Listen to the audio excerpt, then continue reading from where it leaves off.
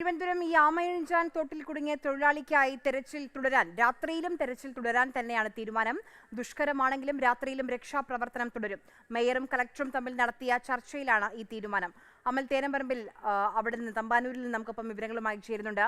അമൽ, ഇനി വെളിച്ചം കുറയും, മാലിന്യം പൂർണ്ണമായും ഇപ്പോഴും നീക്കിയിട്ടില്ല, അതൊരു ഭാഗത്ത് വലിയ പ്രതിസന്ധിയായി തുടരുന്നുണ്ട്. ഇനി അങ്ങോട്ട് എങ്ങനെ രക്ഷാപ്രവർത്തനം മുന്നോട്ട് കൊണ്ടുപോകാനാണ് ആലോചന?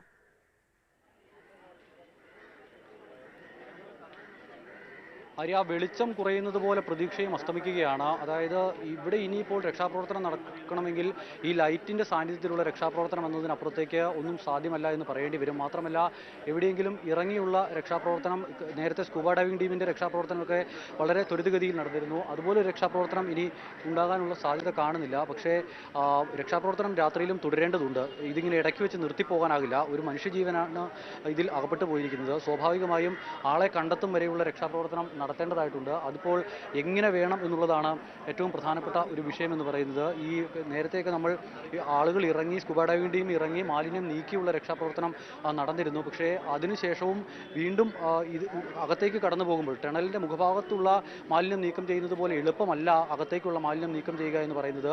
അത് അവിടെ കാലാകാലങ്ങളായി കെട്ടിക്കിടക്കുന്ന മാലിന്യമാണ്.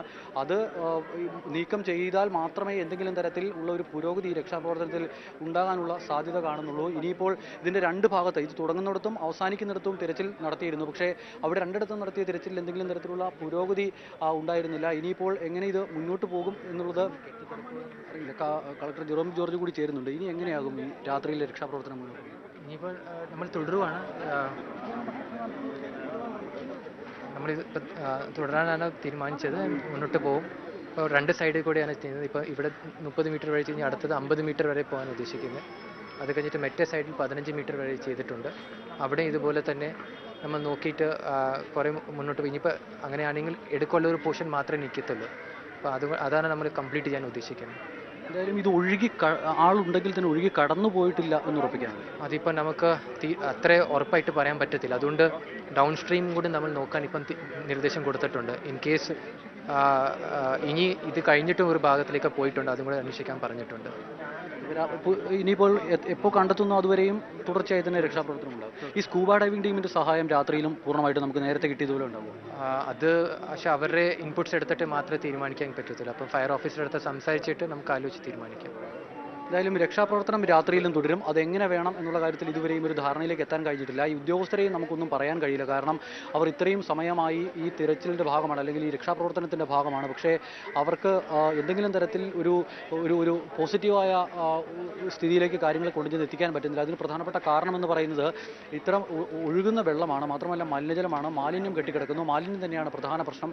ഇപ്പോൾ ഏറ്റവും നിരാശ പകരുന്ന ഓരോ സമയങ്ങളിലൂടെ കടന്നു പോവുകയാണ്. കാരണം ഇതാ വീണ്ടും മഴ പെയ്യുന്നു എന്നുള്ളതാണ്. മഴ ചെറുതായി പൊടിഞ്ഞു തുടങ്ങിയിട്ടുണ്ട്. മഴ കൂടി പെയ്തിട്ടുണ്ടെങ്കിൽ കാര്യങ്ങൾ ഗുരുതരമാകും. കാരണം അകത്തേക്ക് പോയിട്ടുള്ള ഒരാളാണെങ്കിൽ, ഈ ടണലിനുള്ളിലാണുള്ളത് എങ്കിൽ കുറേ മാലിന്യം നമ്മൾ ഇതിനോടകം തന്നെ പുറത്തേക്ക് മാറ്റിയിട്ടുണ്ട്. ആ മാലിന്യം വീണ്ടും ഒഴുകി അവിടേക്ക് തന്നെ എത്തിയിട്ടുണ്ടെങ്കിൽ പിന്നീട് രക്ഷാപ്രവർത്തനം എങ്ങനെ മുന്നോട്ട് കൊണ്ടുപോകുമെന്ന കാര്യത്തിൽ വലിയ പ്രതിസന്ധി നമ്മൾ നേരിടേണ്ടി വരുമെന്ന കാര്യത്തിൽ സംശയം വേണ്ട.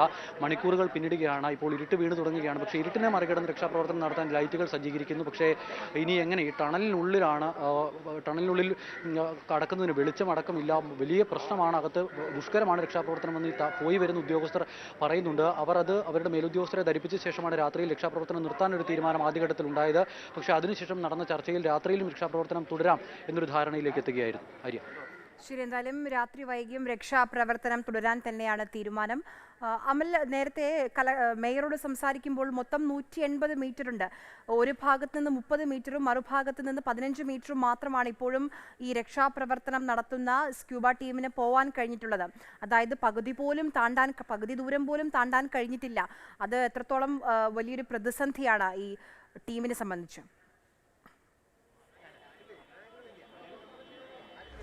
വലിയ പ്രതിസന്ധിയാണ്. അതായത് മാലിന്യമാണ് ഇതിനകത്തുള്ളത്. അതായത് ഈ തോടെങ്ങനെ ഒഴുകി പോകുന്നു എന്ന് ചോദിച്ചാൽ അപ്പോൾ ആളുകൾക്കൊരു തോന്നലുണ്ടാകും, ഈ ടണലിലൂടെ വെള്ളം ഒഴുകിയല്ലേ അപ്പുറം പോകുന്നത്, ഇങ്ങനെ മാലിന്യം തിങ്ങി നിറഞ്ഞ് കിടക്കുകയാണെങ്കിൽ എങ്ങനെ വെള്ളം പോകുമെന്ന്. അതുതന്നെയാണ് തിരുവനന്തപുരത്തിന് ഏറ്റവും വലിയ പ്രതിസന്ധി. എന്തുകൊണ്ട് തിരുവനന്തപുരം നഗരത്തിൽ വെള്ളം കയറുന്ന ചോദ്യത്തിന് ഉത്തരം കൂടിയാണത്. അതിൻ്റെ ഇടയിലൂടെ ഊറി വരുന്ന വെള്ളം മാത്രമാണ് ഇതിലൂടെ ഒഴുകി അപ്പുറം പോകുന്നത്. അത്രയ്ക്ക് സ്ഥലം മാത്രമേ ഇതിനകത്ത് നിറയാനായി അവശേഷിക്കുന്നുള്ളൂ. അത്രയ്ക്കധികം മാലിന്യം ഈ ടണലിൻ്റെ അടിയിൽ നിറയുന്നുണ്ട്. അങ്ങനെ നിറഞ്ഞ് തിങ്ങിക്കിടക്കുന്ന മാലിന്യത്തിനിടയിലേക്കാണ് ഒഴുകി പോയിട്ടുണ്ടെങ്കിൽ നമുക്കെന്തായാലും നേരത്തെയൊക്കെ നമ്മൾ പ്രതീക്ഷിച്ചിരുന്നത് ഈ വീണ സ്ഥലത്ത് എവിടെയെങ്കിലും ആളുണ്ടാകും എന്നുള്ള ഒരു കണക്കുകൂട്ടലാണ് അവിടെ തിരച്ചിൽ നടത്തിയിരുന്നത്. പക്ഷേ അവിടെ നമ്മുടെ ഉദ്യോഗസ്ഥർ അരിച്ചു പിറക്കി ആത്മാർത്ഥമായി തന്നെ അവരുടെ ഒരു പരിശോധനയുണ്ടായി. പക്ഷേ ആ പരിശോധനകൾക്ക് ആളെ കണ്ടെത്താൻ കഴിഞ്ഞില്ല. പിന്നീടുള്ള പരിശോധന നടക്കേണ്ടത് ടണലിന് അകത്താണ്. ആര് പറഞ്ഞതുപോലെ 150 മീറ്ററാണ്. ആ 150 മീറ്ററിൽ അതിൻ്റെ പകുതിയുടെ പകുതി പോലും ദൂരത്തേക്ക് നമുക്ക് എത്താൻ കഴിയുന്നില്ല എന്നുള്ളതാണ്. സ്കൂബ ഡൈവിംഗ് ടീം കുറച്ചധികം സ്ഥലം പോയതിനു ശേഷം അവർക്കൊരു 8 മിനിറ്റ് 10 മിനിറ്റ് അവിടെ നിൽക്കാൻ കഴിയുന്നുണ്ട്. അതിനുശേഷം അവർ തിരികെ വീണ്ടും മടങ്ങി വരികയാണ്. അടുത്ത ടീം വീണ്ടും പോവുകയാണ്. അങ്ങനെ ടീമുകൾ തിരിഞ്ഞ് പലവട്ടം പോയി വന്നു. പക്ഷേ അവർക്ക് എന്തെങ്കിലും തരത്തിൽ ഒരു കാര്യം പറയാൻ കഴിയുന്നില്ല. അവർക്കവിടെ ഒന്നും കാണാൻ കഴിയുന്നില്ല എന്നുള്ളതാണ് ഏറ്റവും പ്രധാനപ്പെട്ട കാര്യം. തെളിഞ്ഞ വെള്ളം പോലുമല്ല, കറുത്ത ടാറിൻ്റെ കളറിലുള്ള വെള്ളമാണ് ഒഴുകുന്നത്. അതിനാൽ തന്നെ അവിടെ ഒരാളുടെ സാന്നിധ്യം ഉണ്ടെങ്കിൽ പോലും അത് കണ്ടെത്തുക പ്രയാസമാണ്. ഇവരുടെ കയ്യിൽ ഇവർക്ക് എന്തെങ്കിലും തരത്തിലുള്ള ഒരു സ്പർശനത്തിലൂടെ മാത്രമേ ഒരു ആളാണെന്ന് തിരിച്ചറിഞ്ഞ് കൊണ്ടുവരാൻ കഴിയൂ. ബാക്കി മുഴുവൻ മാലിന്യമാണ്. അതുപോലും തിരിച്ചറിയുക, ഇത് രണ്ടും തമ്മിൽ എങ്ങനെ തിരിച്ചറിയുമെന്നൊരു പ്രശ്നം കൂടിയുണ്ട്. അങ്ങനെ പൊതിഞ്ഞു കിടക്കുന്ന ഒരു അവസ്ഥയായിരിക്കും ഒരു പക്ഷേ അകത്തേക്കാണ് എങ്കിൽ. എന്തായാലും ഒരു നേരിയ പ്രതീക്ഷ വെച്ച് ഇപ്പോഴും നമ്മൾ രക്ഷാപ്രവർത്തനം തുടരുകയാണ്. അമൽ, നേരത്തെ മന്ത്രിയുടെ വാക്കുകൾ നമ്മൾ കേട്ടതാണ്. പൂർണ്ണമായും റെയിൽവേയെ പഴിചാരുന്ന ഒരു ഭാഷയിലാണ് അദ്ദേഹം സംസാരിച്ചത്, വി ശിവൻകുട്ടി. അതായത് പലതവണ കോർപ്പറേഷനും സർക്കാരും ഒക്കെ റെയിൽവേ ചർച്ചയ്ക്ക് വിളിച്ചിരുന്നു, അവർ വന്നില്ല. അവരുടെ ഭാഗത്തു നിന്നുണ്ടായ ഗുരുതരമായ വീഴ്ചയാണ് ഇങ്ങനെ ഈ മാലിന്യ കൂമ്പാരത്തിന് കാരണം എന്നാണ് മന്ത്രി പറഞ്ഞത്. പക്ഷേ നോക്കൂ, പഴയ മേയർ വി കെ പ്രശാന്ത് സംസാരിക്കുമ്പോൾ ഈ സ്ഥലം, ഈ തോട്, ഈ കാണുന്ന ഈ സ്ഥലം ഇതിനു മുൻപ് പലതവണ വൃത്തിയാക്കിയിട്ടുണ്ട്, ഓപ്പറേഷൻ അനന്തയുടെ ഭാഗമായൊക്കെ വൃത്തിയാക്കിയിട്ടുണ്ടെന്ന് അദ്ദേഹം പറയുന്നുണ്ടായിരുന്നു. അപ്പം ഈ ഘട്ടത്തിൽ പഴിചാരേണ്ട സമയമല്ല, ആദ്യം ജോയെ കണ്ടെത്തേണ്ടതുണ്ട്. പക്ഷേ എന്നാലും ഇത്രയധികം 7 മണിക്കൂറിലേക്ക് കടക്കുമ്പോഴും മാലിന്യം പൂർണ്ണമായി മാറ്റാൻ ഇത്രയും വൈദഗ്ധ്യമുള്ള സംഘം വന്നിട്ടും കഴിയാത്തതിന് പിന്നിൽ ആരാണ് അമൽ? ആര്യ, ഇത് പരസ്പരം പഴിചാരേണ്ട സമയമല്ല എങ്കിൽ കൂടി നമ്മുടെ നാട്ടിൽ ഒരാളെ ഇത്രയും സമയം മാലിന്യത്തിൽ മുക്കിയിടുക എന്ന് പറഞ്ഞാൽ അത് എത്രത്തോളം വലിയ നാണക്കേടാണ് എന്ന് ചിന്തിക്കേണ്ടിയിരിക്കുന്നു. ഇത് ഇപ്പോൾ ഈ ഉദ്യോഗസ്ഥരെല്ലാം വന്ന് റിപ്പോർട്ട് തേടുന്നു, അല്ലെങ്കിൽ ഇവർ പരിശോധിക്കാൻ വരുന്നു, ഇവർ രക്ഷാപ്രവർത്തനം ഏകോപിപ്പിക്കാനായി ഇവിടേക്ക് ഒന്നായി എത്തുന്നു. അത് കളക്ടറാണെങ്കിലും മേയറാണെങ്കിലും MLA ആണെങ്കിലും മന്ത്രിയാണെങ്കിലും എല്ലാവരും വരുന്നുണ്ട്. പക്ഷേ ഇവരിവിടെ വന്ന് ഇവർക്ക് കരയിൽ നിന്ന് നിർദ്ദേശം കൊടുത്ത് പോകാൻ മാത്രമേ പറ്റുന്നുള്ളൂ. ഈ നിർദ്ദേശം ഇവർക്ക് നേരത്തെ കൊടുക്കാമായിരുന്നു. അത് ഈ മാലിന്യം നീക്കാനുള്ള നിർദ്ദേശം നേരത്തെ നൽകിയിരുന്നില്ലെങ്കിൽ ഒരുപക്ഷെ ഇത്തരം ഒരു അപകടം ഉണ്ടാകുമായിരുന്നില്ല. ഈ സ്ഥലത്തിൻ്റെ ഒരു പ്രത്യേകത കൂടി പറയാം. അതായത് ഈ നമ്മൾ നിൽക്കുന്ന സ്ഥലം മുതൽ ഏകദേശം 150 മീറ്റർ റെയിൽവേ കഴിയുന്നിടം വരെയുള്ള സ്ഥലം, തമ്പാനൂർ മുതൽ ഈ റെയിൽവേയുടെ അപ്പുറ വശം വരെയുള്ള സ്ഥലമുണ്ട്. ആ സ്ഥലത്ത് റെയിൽവേയുടെ അധീനതയിലുള്ള സ്ഥലമാണ്. അതിൻ്റെ അടിയിലൂടെ കടന്നു പോകുന്ന ടണലാണ്. അതിനാൽ തന്നെ ആ ടണലിൽ എന്തെങ്കിലും തരത്തിലുള്ള ശുചീകരണ പ്രവർത്തനങ്ങൾ നടത്തണമെങ്കിൽ അതിന് റെയിൽവേയുടെ അനുമതി വേണമെന്നുള്ളതൊരു വസ്തുത തന്നെയാണ്. പക്ഷേ അത് മാത്രമാണോ പ്രതിസന്ധി എന്നുള്ളതുണ്ട്.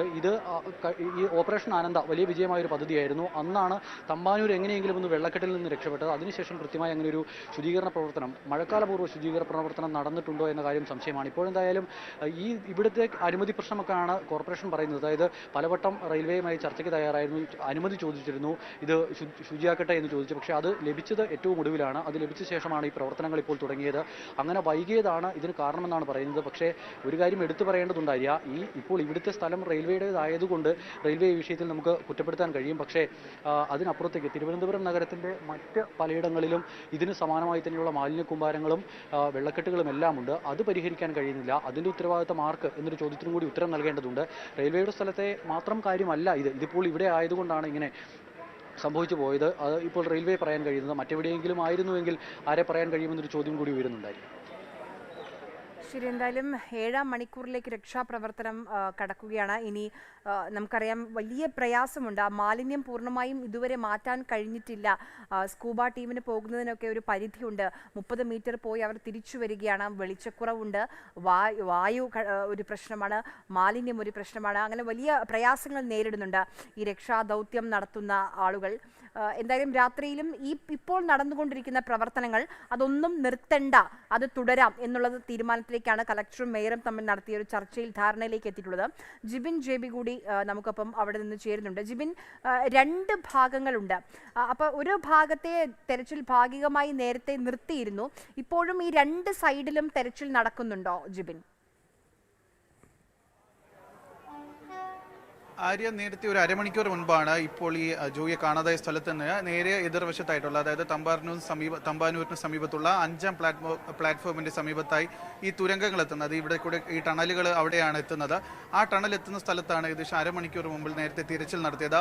അവിടേക്ക് ഈ സ്കൂബ ഡൈവിംഗ് സംഘം എത്തുകയും അവർ ആ തുരങ്കങ്ങൾക്ക് ഉള്ളിലേക്ക് പ്രവേശിക്കാനായി ശ്രമിക്കുകയും ചെയ്തിരുന്നു. പക്ഷേ അത് വളരെ ദുഷ്കരമായ ഒരു ദൗത്യമാണെന്നാണ് സ്കൂബ ഡൈവിംഗ് സംഘം നമ്മോട് പ്രതികരിച്ചത്. അതുകൊണ്ട് തന്നെയാണ് അവർ നേരെ തിരികെ ആദ്യം ഈ ജോയിയെ കാണാതായ സ്ഥലത്ത് തന്നെ എത്തുകയും ആ പ്രാരംഭ ഘട്ടത്തിൽ തിരച്ചിൽ നടത്തി അതേ സ്ഥലത്ത് തന്നെ ഇപ്പോൾ വീണ്ടും തിരച്ചിൽ നടത്തിക്കൊണ്ടിരിക്കുകയും ചെയ്യുന്നത്. എന്തായാലും മേയറുമായും കളക്ടറുമായും ചർച്ച നടത്തിയതിനു ശേഷം രാത്രിയും ഈ ഒരു രക്ഷാദൗത്യം തുടരാൻ തന്നെയാണ് ഇപ്പോൾ തീരുമാനിച്ചിരിക്കുന്നത്. അതിന് വേണ്ടിയിട്ടുള്ള ലൈറ്റും കാര്യങ്ങളൊക്കെ തന്നെ ഈ സ്ഥലത്ത് ക്രമീകരിക്കുകയും ചെയ്തിട്ടുണ്ട്.